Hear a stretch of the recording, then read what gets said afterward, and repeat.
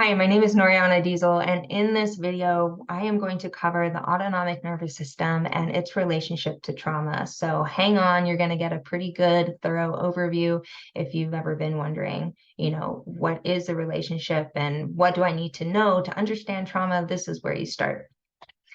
All right, so why is it important to understand the autonomic nervous system, especially in relationship to trauma? Well, the ability to respond and recover from challenges on a daily basis depends on the overall functioning and health of your ANS. People that are experiencing trauma typically tend to be stuck in one nervous system state versus the other and are not able to easily swing out of the nervous system states. People that are considered to have a healthy nervous system response will easily be able to shift from parasympathetic to sympathetic to socially engaged, which we're going to cover here in a little bit.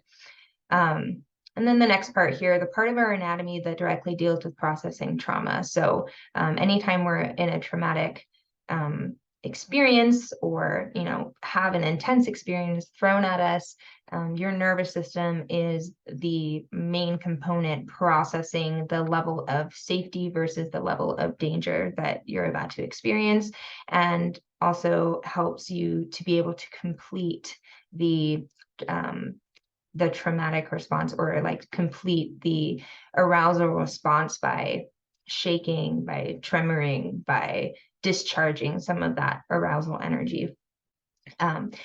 And then to kind of expand on that, PTSD in particular, trauma, PTSD is just really like a big label for someone who's severely impacted by a traumatic incident. And PTSD is directly related to the health, again, of the ANS, like I said. And then another just important point is that the more that we have an understanding of our own physiology, the way that we work as mammals, then the more power we have to make changes, the more that we understand, oh, I'm in this, dorsal vagal freeze, shut down response state. If you have that awareness, oh, okay, I'm here. Now I know what tools I need to use to get me back up the ladder to a more socially engaged system. Again, I'm going to cover that here in a little bit. And then this last point is particularly for the clients that I'm working with. Since this is a video, I will be sharing with them. Okay, so what is this autonomic nervous system that we're talking about? So we've got two main components of the ANS. We have the central nervous system and we have the peripheral nervous system. Within the peripheral nervous system, we have the autonomic nervous system, which we're interested in, and then the somatic nervous system. Somatic just means of the body. And the somatic, as you can see, deals with sensory and motor nerves. And the autonomic nervous system is broken down into two main components, the sympathetic part and the parasympathetic part. Okay, so here is a pretty brief overview of the parasympathetic division versus the sympathetic division. And this is not an exhaustive list, but this will give you an idea. So over here, the sympathetic nervous system, I'm sure you've heard of fight, flight, or freeze. And this is what we're talking about. The sympathetic nervous system is really the arousal system. And as you can see here, it's not only just for fighting or running away. It's also for sexual arousal and engagement.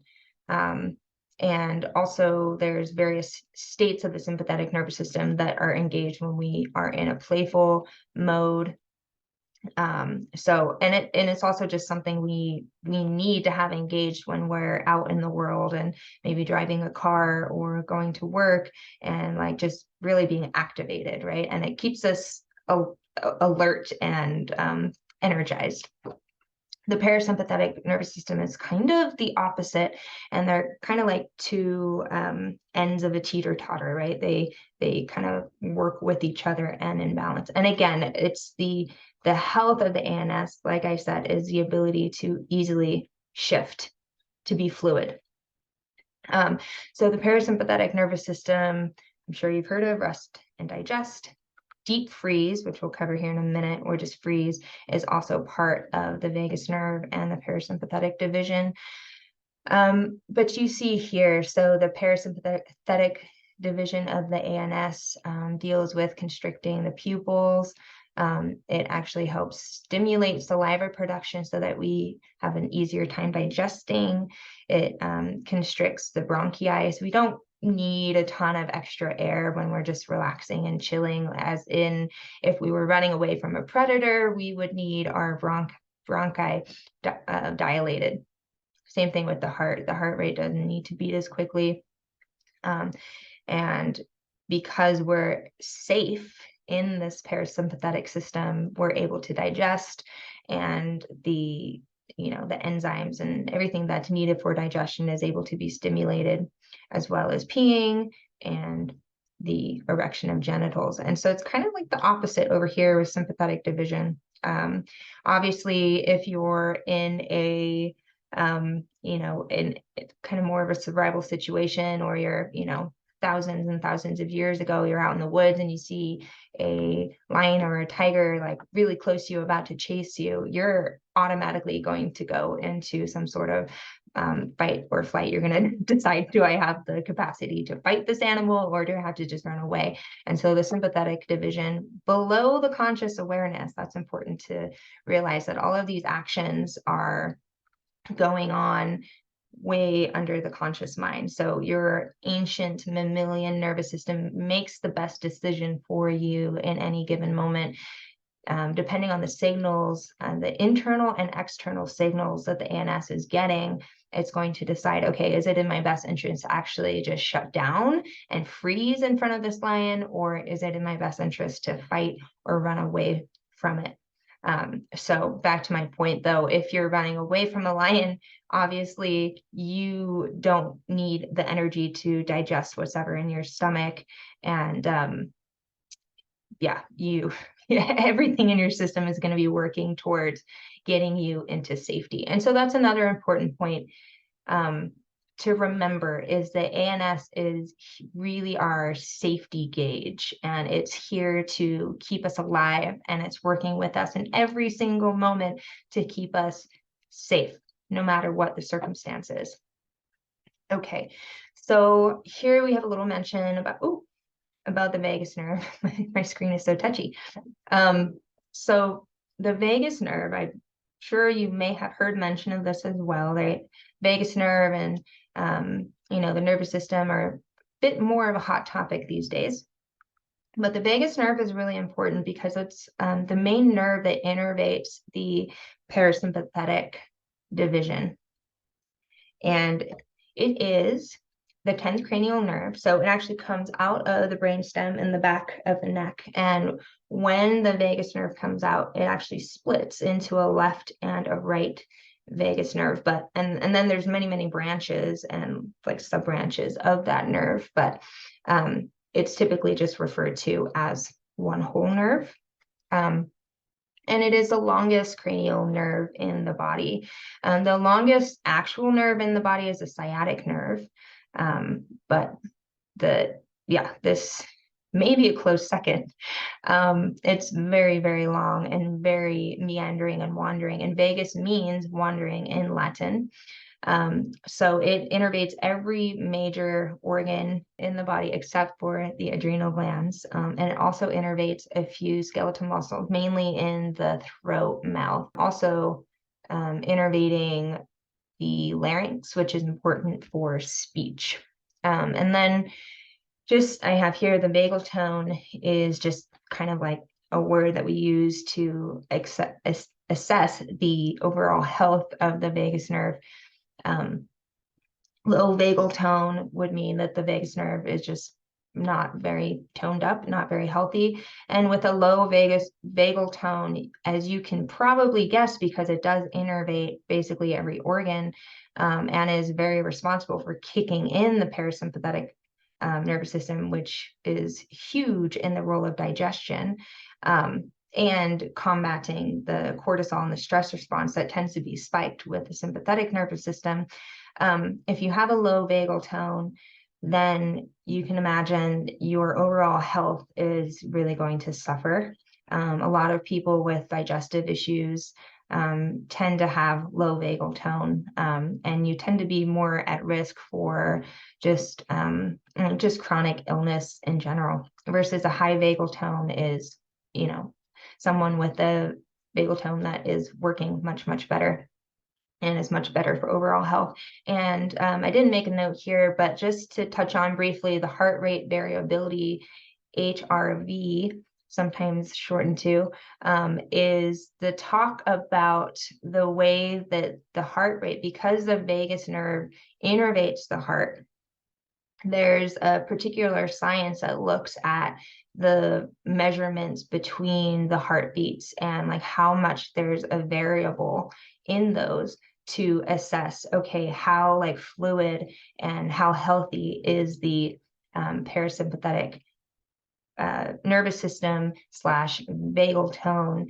And it can give people like a good insight into just that flexibility that we're talking about at the beginning, versus like if somebody is in a traumatic state and stuck in either sympathetic arousal or in dorsal vagal, which we'll get to in a minute, then in the freeze state, then it's very likely that their heart rate variability is going to be pretty low and not varied because they're literally stuck. So a little bit about the vagus nerve, which brings us to our next point. I want to cover briefly the polyvagal theory. As this beautiful man here brought to the world. He originally presented this theory in 1994, and then published his well-known, very academic book called Polyvagal Theory in 2011. And really the main thing that we need to understand from this theory, and also let me put a disclaimer here before I go any further, is that this is a theory.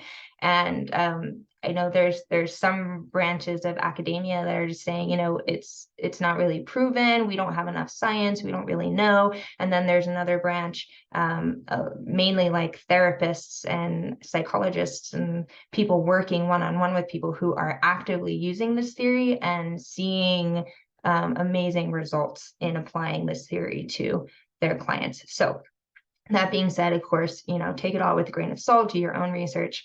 But the three main points that are important to understand, which I'm going to clarify with the next slides, are that before Stephen Porges came around, we were really just thinking of the nervous system as like an on and an off switch. Like it was just the sympathetic arousal and then parasympathetic non-arousal, and you just oscillated between the two. And what he brought to the table was actually there's a little bit more than that, and I'm going to break that down in the next page, so I'm not going to go too much into that right now. And then the second point is he really brought to the table the importance of co-regulation and the importance of feeling safe, and the importance of safety in the context of healing trauma, safety in the context of co-regulation. Again, I'll go into that in a little bit. And then also he coined the term neuroception. Again, I'll leave you in suspense. I will cover that in a little bit. All right. So going to that first point that he brought up, that there's actually a hierarchy in the autonomic nervous system. This is just a really simple hierarchy. Again, I got this information, this like dated information, particularly from Deb Dana's book. Actually have it here.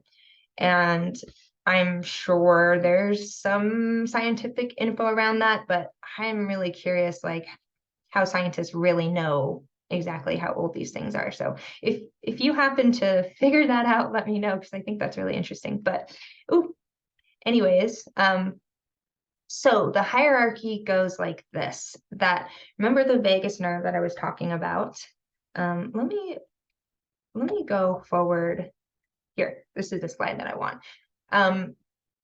So we've got this super long, super important vagus nerve. And in the polyvagal theory, Stephen Porges talks about the dorsal and the ventral vagus and the two aspects. And people really call it the dorsal means back, ventral means front. And so they say, oh, there's two parts to the vagus nerve, which is kind of accurate, but let me just expound on that a little bit more.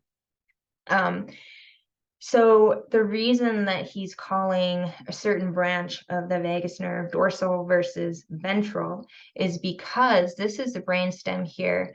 And when the vagus nerve branches out of the brainstem, you have these two vagal nuclei, or two main, like you see four here, but there's two branches of them, nuclei position. So this is like the nuclei is like the beginning of that vagus nerve, and then it turns into a nerve and branches out from there. And this blue part is called the dorsal motor vagal nucleus. And this is the very beginning of what Stephen Porges coined the dorsal vagal. And this is the oldest part of our nervous system. I'll go back to that slide, but I think it said that 500 million years ago was this aspect of our nervous system developed. And then the slightly newer aspect that came in was the nucleus ambiguous part of the nervous system. And this is called the ventral vagus. And this has more to do with evolving us as a mammalian species and allowing us to be socially connected to each other and socially engaged as a method of survival and as a method of feeling safe. Of course, humans had to develop in communities and tribes of people so that we could survive. Like, it was pretty almost impossible to survive on your own. And so knowing where you stood in the social ranking or in the community, and knowing that you were safe and trusted within this community and able to like reflect that through your face was a really, really important part of evolution. Okay, so that's a little bit about dorsal and ventral vagus. So again, the dorsal is the back, is the blue. It's slightly, so this is a 2D image, but you have to think of the brainstem is actually curved. So I'm going to do it this way. So if the brainstem is curved, the blue nuclei positions are slightly behind the yellow nuclei positions, which is why it's called the back, but it's like a very slight and minor difference. Okay, so I know it's a lot of information, but anyway, so that's what I mean by the dorsal vagal. And this is supposedly, again, this is all a theory, but this is supposedly the first aspect of our safety survival response system that developed, because it's the oldest system. And if you think about reptiles in the wild, and their response system is very much to freeze in the face of danger. And so we too have that same response. If something is life-threatening enough, or if the nervous system decides going through this kind of hierarchy, like, oh, I realize that, like, obviously trying to be friendly with a tiger is not going to do anything. So immediately it goes to, it decides, oh, and there's no way I can run or fight this creature. Okay, I literally, the best case scenario, the best option I have right now is to go into total freeze, shutdown, and like try to convince the tiger that I'm frozen and I'm dead. So you'll see many mammals and reptiles have this response.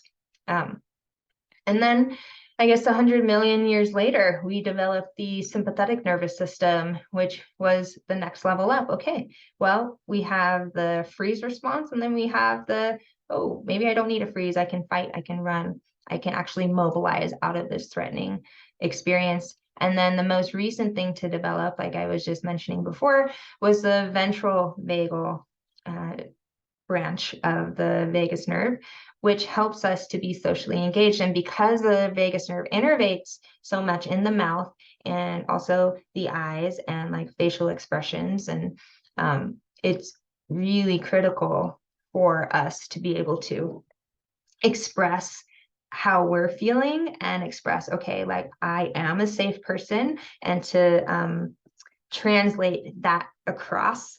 so that someone else, through their ability to co-regulate, and again, this is all going on unconsciously below the surface, they can pick up, oh yeah, this person is safe. Great, I can kind of relax and let my defenses go.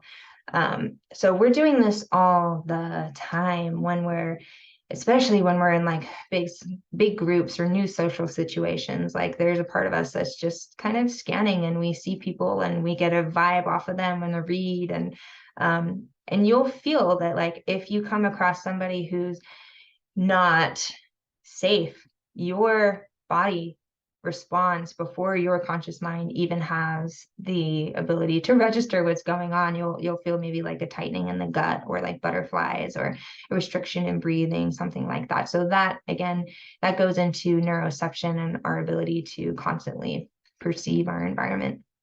All right, so that's a little bit about the hierarchy. And now let's dive in a little deeper to that hierarchy. I'm going to go to this ladder. This will be a little easier to understand. Okay, so we just saw that first chart.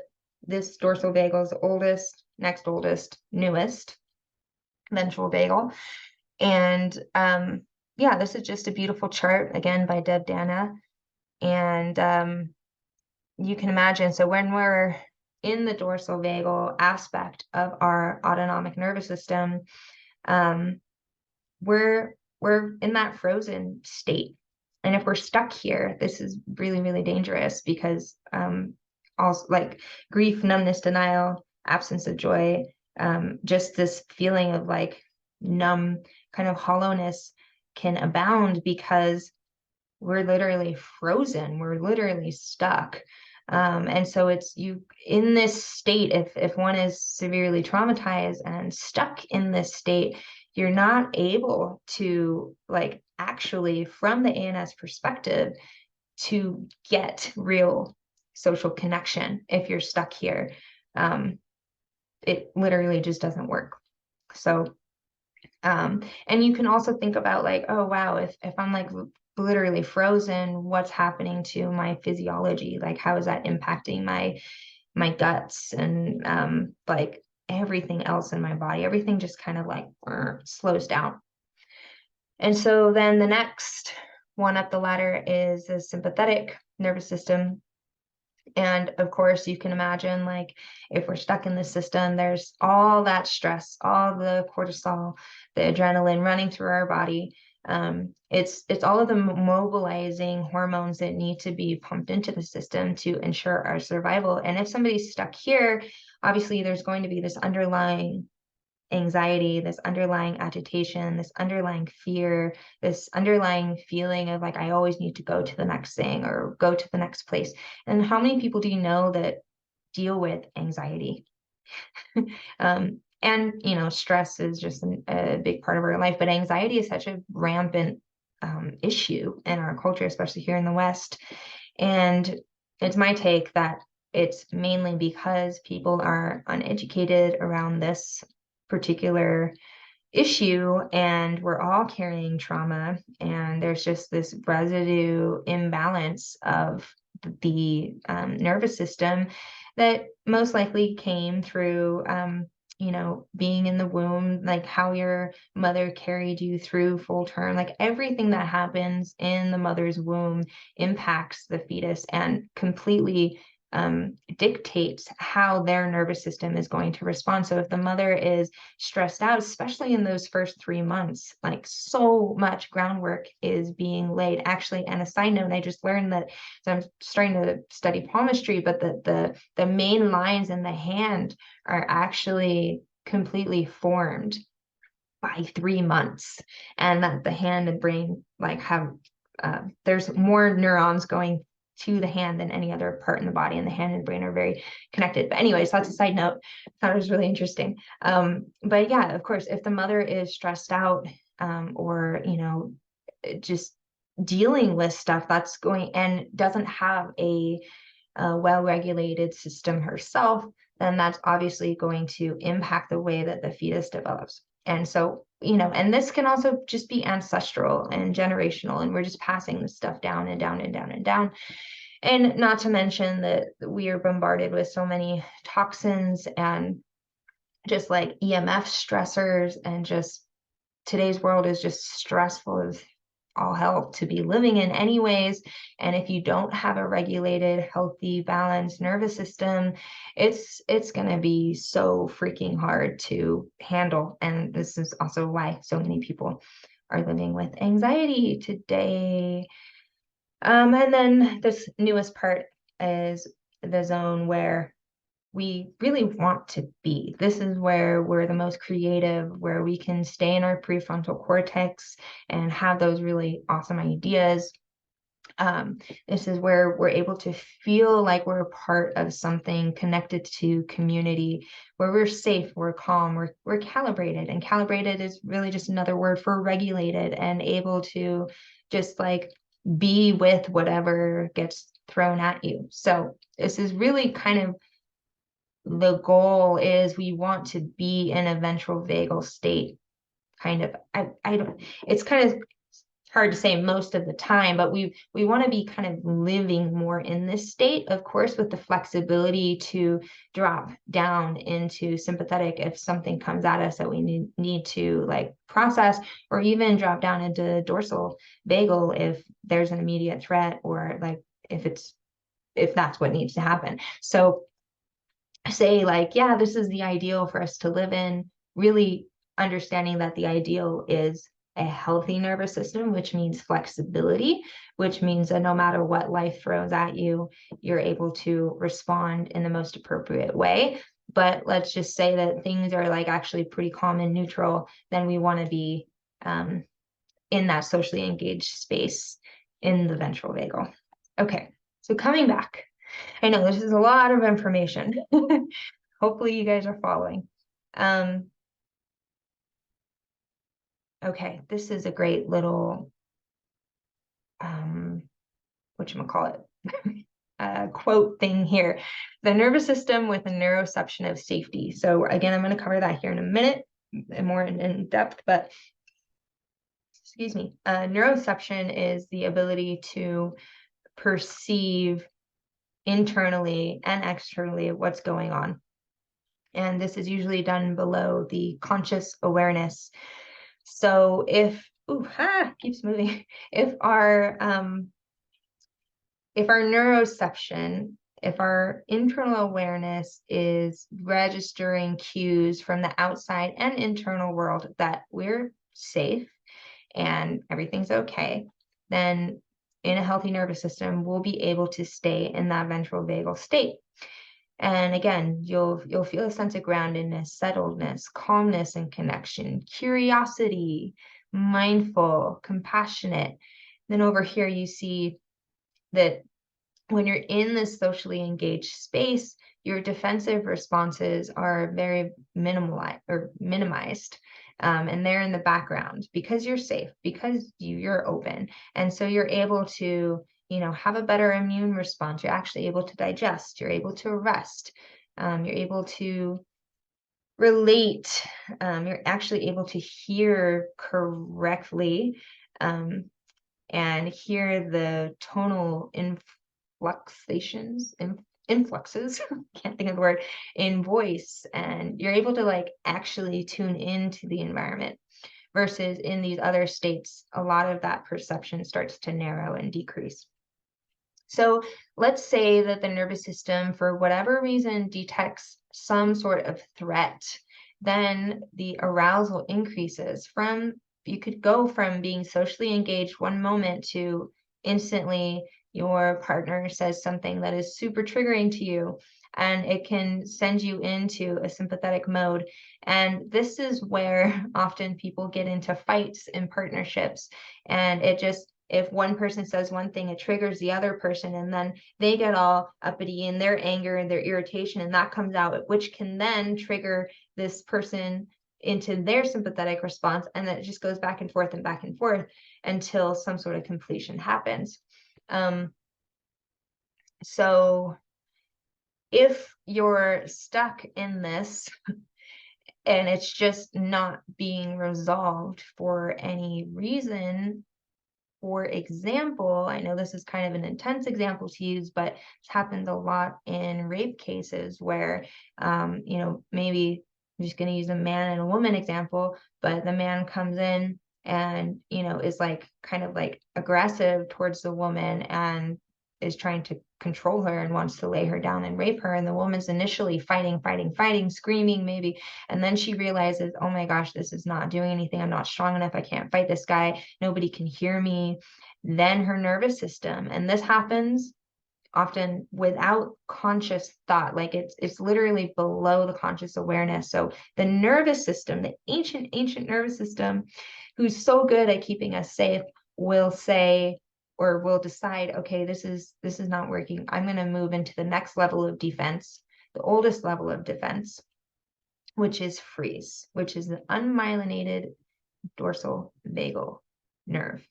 Unmyelinated, meaning that it doesn't have the myelin sheath, so it actually takes longer for the information to travel through.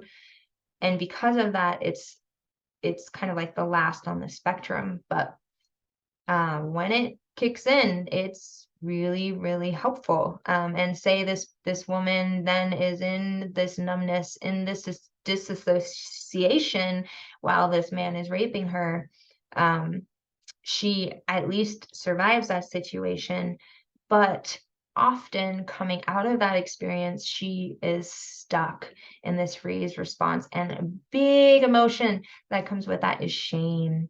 And I just feel like if people could know this information and just know that the autonomic nervous system decided this freeze response for you, and it's not a sign of your weakness or giving in or anything like that, but it's literally just an ancient survival response, then I feel like with that information, a lot of that shame can kind of go out the window, because it's like, oh, it wasn't me. And I actually had no real control over that response.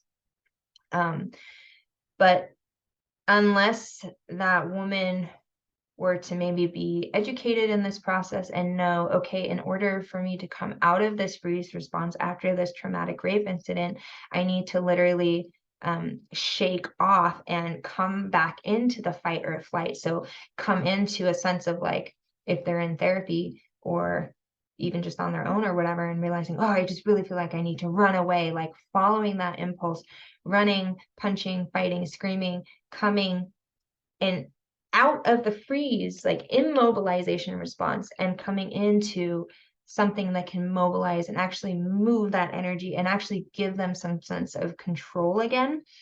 And you want to be able to move all the way through that energetic response. And a big, big piece of coming out of a freeze response and into sympathetic fight or flight is the ability for the body to intrinsically shake, intrinsically tremor. So this is where David Berceli's work, trauma release exercises, comes in really handy, because he's just developed a way and kind of taught people that, okay, this internal tremor response or intrinsic tremor response is a very natural and very important piece of the mammalian body's way of shaking off that trauma and shaking off the deep trauma, which is that freeze response. I don't have I'm not going to pull it up here, but I can maybe make a note or something, but suggest that if you haven't seen the videos on YouTube where the gazelle or even the polar bear are basically in threat for, I'll just go with the gazelle, where the gazelle is literally in the neck of I think, lion or tiger, and it's like about to be eaten. You'll see the gazelle completely frozen here in this dorsal vagal response. It's like, oh, fuck.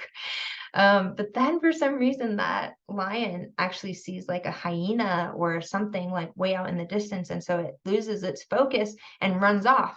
And then it's like on a safari, and this video is just filming, and you'll see the gazelle like realizing that the lion's gone. And then it takes a few deep breaths, and then it begins to violently shake and tremor. And so that's a beautiful example of how those wild animals you'll never see them have PTSD or this weird trauma response, because they're following their intrinsic patterns of being able to shake and get out of that freeze response. Okay, that was a little big tangent, but also very important. So if you're stuck here in the fight or flight, Obviously, it would make sense that you've got adrenaline going, your pupil size is growing because you need to be able to see where you're going to go. Your defensive responses, defensive patternings are brought up. So, being in a relationship, it's so easy to be triggered into this sympathetic aroused nervous system in a fight, but you have to realize that you're not really thinking so smart anymore. You're not in your prefrontal cortex anymore. You're more in your midbrain, and it's deep emotional kind of responses that happen. So unless you're fully aware and able to realize, okay, this is the state I'm in, I'm not going to get anywhere in this state. I need to like take a break, go away, reset, come back, get back into my prefrontal cortex to finish this like disagreement. That would be the wisest thing to do. And then if you happen to be in this freeze response, then you've got the important thing is the endorphins that really start to flood the body to prevent you from feeling any real big pain. So like it's a beautiful, beautiful, kind system, this autonomic nervous system. Like it really, really cares about us so deeply. And it's such a beautiful way that evolution has treated us. But as you can imagine, it would definitely decrease the heart rate. Everything in the body that would need to be kind of turned off to make it seem like you're dead is what's going to happen. There's like no ability for social connection here. So, and of course, the conservation of metabolic resources is really important here in this freeze state.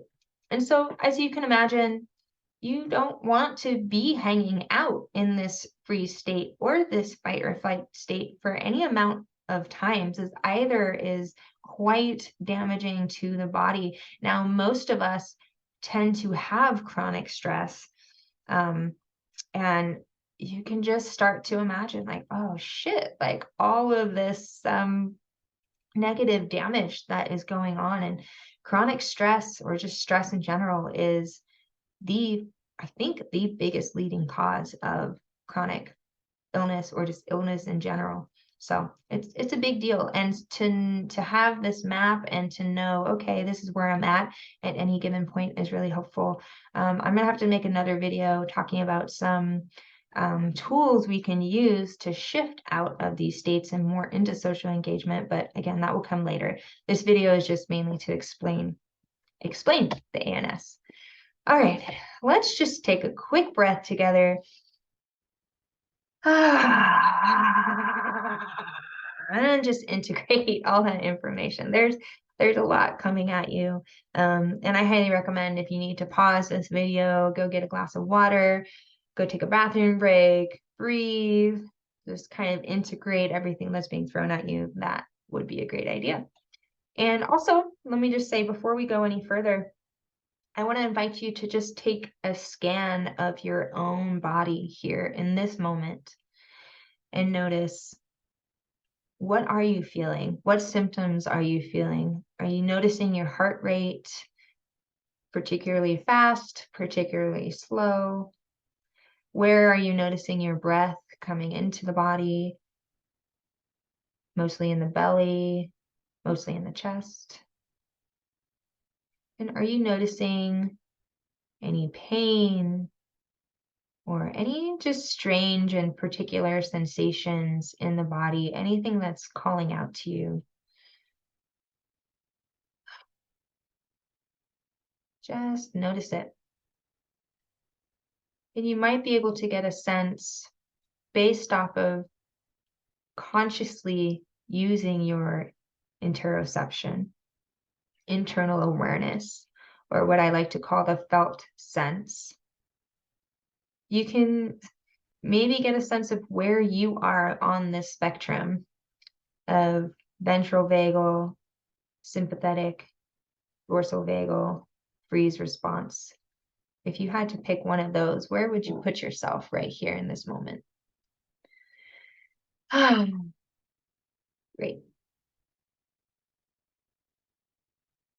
And we will continue.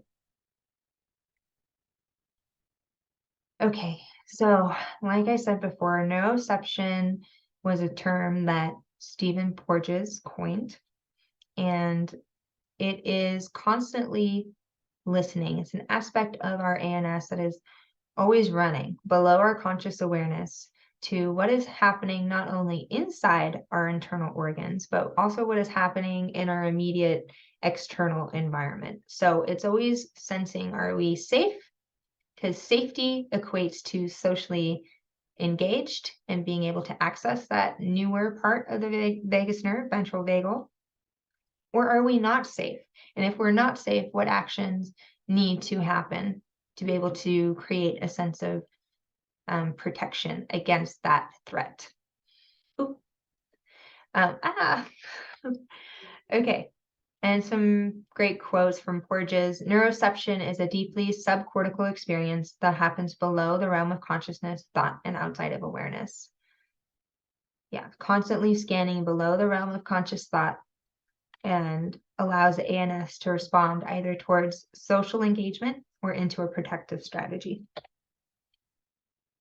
So we are wired for connection when we talk about co-regulation, that third point of the polyvagal theory. So just to recap, we have the three main things that Stephen Porges has kind of brought to the world with his polyvagal theory are the hierarchy of the nervous system that we just covered in depth is, the ventral vagal, the sympathetic, dorsal vagal, that kind of flow ladder chart hierarchy. And then we have the neuroception, this awareness that this scanning is always happening. And then this aspect of co-regulation that he brought up and the importance of co-regulating in safe environments. So like there's so much to say on this subject, but I want to kind of keep it short. But we are wired for connection.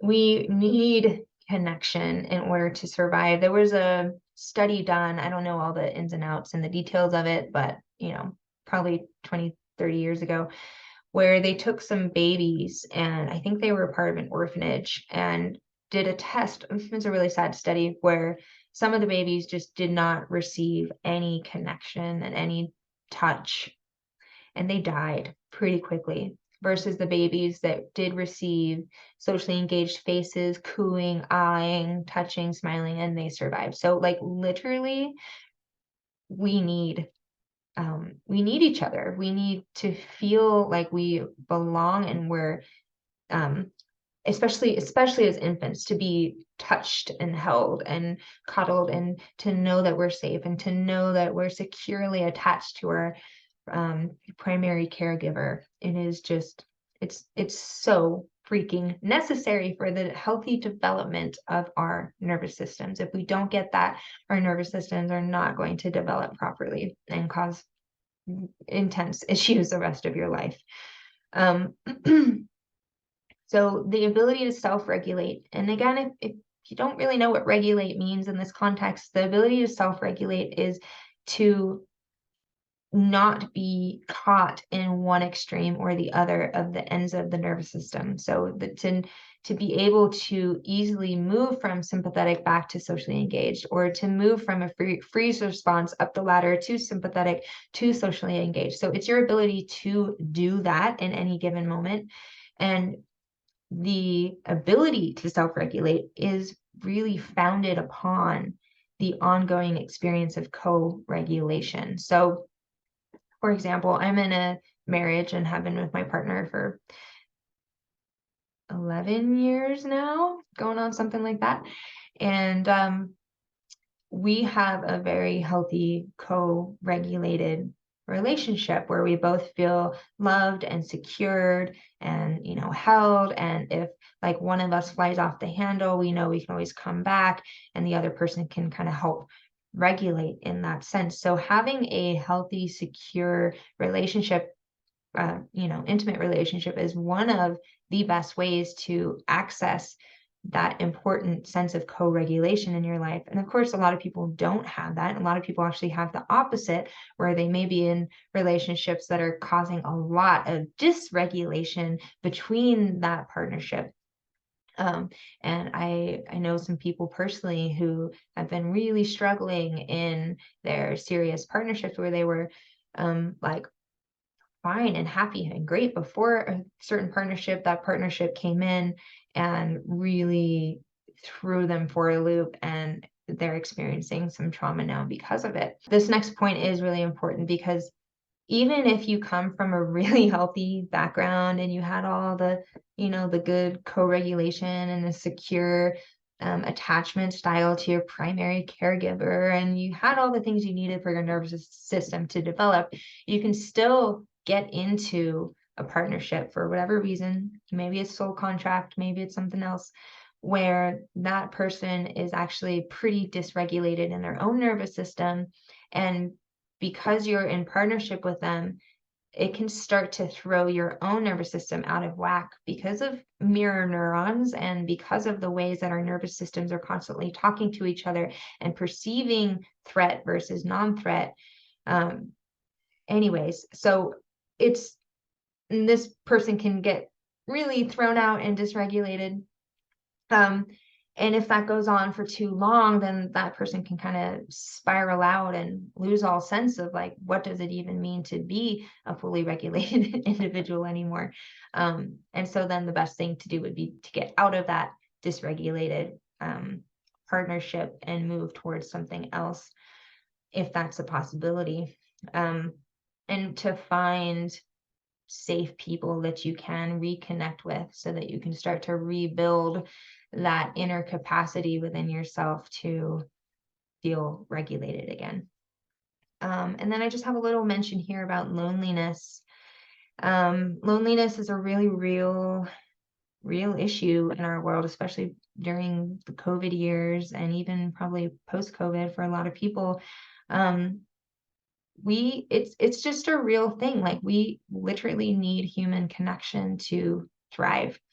And for those that live alone or are really isolated, or maybe you're even living in a dorsal vagal freeze state and are feeling disconnected, whether or not they actually are in real life, it can do a lot of damage to the system. So the best thing is to really start to shift out of that dorsal vagal freeze state, if you are in one, through getting the proper help and resources or working with me. And if you are experiencing loneliness, even if you're a relatively regulated individual, the best thing is to really seek somehow for some safe spaces, even if it's just like online on social media where there's certain groups that you can be a part of, something that can make you feel like you're a part of something to make you feel like you belong is going to help to combat some of that loneliness. And I love this little description because if we're well regulated, and like in my case, being with a long-term healthy partner, feeling very regulated, like pretty much all of the time, I love to be alone and love to do my own thing. He loves to be alone. He loves to do his own thing, but that's because, well, maybe not because, but one of the reasons is because we have a healthy co-regulating foundation. So solitude, being alone, is very, very different than like kind of being forced to be alone, or the perception of being alone and struggling mentally, emotionally with the pain of being alone, with the word loneliness. So, and yeah, it's a real thing. So trauma could be described as the chronic disruption of connectedness. So like I said before, if someone is stuck in that freeze response for whatever reason, you can imagine how that would create the disruption of connectedness. They literally physiologically can't experience connection when that dorsal vagal state is in the forefront. It just doesn't happen. Trauma creates ongoing adaptive survival responses that keep the autonomic nervous system from finding safety in connection. Trauma creates ongoing adaptive survival responses.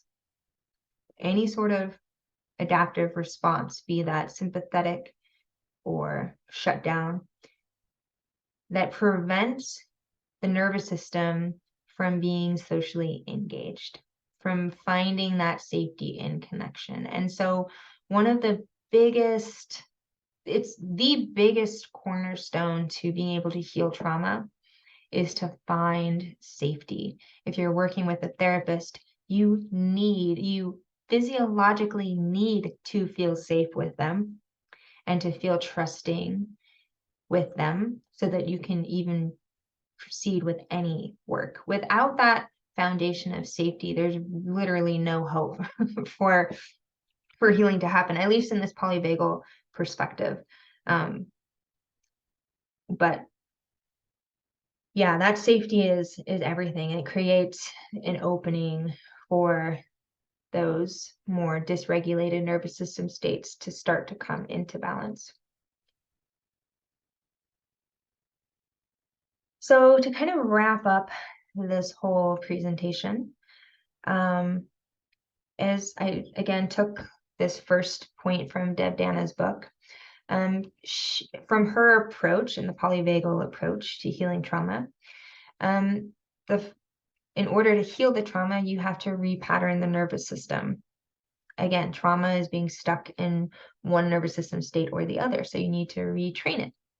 And to do that, there's three main ways: bringing explicit awareness to implicit experiences. So making obvious what might not be obvious, bringing to the surface what's under the surface through awareness, through internal awareness, felt sense, somatic practices. And then the other point is to be able to interrupt automatic response patterns. So if you notice, oh, I'm habitually responding to a situation in this way, to bring, again, awareness into the situation, recognize what you're doing, stop it in its tracks, and hopefully engage or utilize other tools that you have in your tool bag to make a shift. And the more you interrupt those automatic response patterns, the more the nervous system, the brain, mind, body is going to learn, oh, this is a new way of doing things. And then the third point that she makes is you want to engage the ventral vagal safety circuit, which is another fancy way of saying you want to practice being in safe environments, practice safely, socially engaging with someone, even if it's a pet. Pets can be really, really helpful in helping you practice that social engagement. Yeah, so those are the 3 points there. And then I just brought this in from more Peter Levine's approach and his approach of somatic experiencing. And he would say that really, in order to heal from trauma, because trauma is often people being stuck in that sympathetic or stuck in that freeze response, that you need to discharge that trapped nervous system energy in order to shift into more that ventral vagal state. And so he's got lots of ways of doing that. I personally love using the trauma release exercises, again, within a safe context. TRE is a wonderful, wonderful tool to instigate the intrinsic tremor response in the body, and the body knows how to heal itself. So we ultimately need to give the body, the person suffering, safe spaces to be able to heal and feel. And there's a long process with that. And, sometimes it can take many, many years depending on the person. And sometimes it can be a pretty quick process, depending on the severity of the trauma and what's going on. So, hopefully that was a decent overview. Hopefully you were able to kind of understand why the autonomic nervous system is so important. And stay tuned for some more videos where I will go into more detail and give you a few tools on what you can do, and what you can do to shift out of those lesser desired states. So with more tools, we have more autonomy, we have more choice. With more awareness, we have that choice. So it all really comes down to awareness, what we're aware of in any given moment, and choosing, do we want to stay in this physiological state, this mindset, or do we want to shift? And that's your choice. So thank you, and have a lovely rest of your day.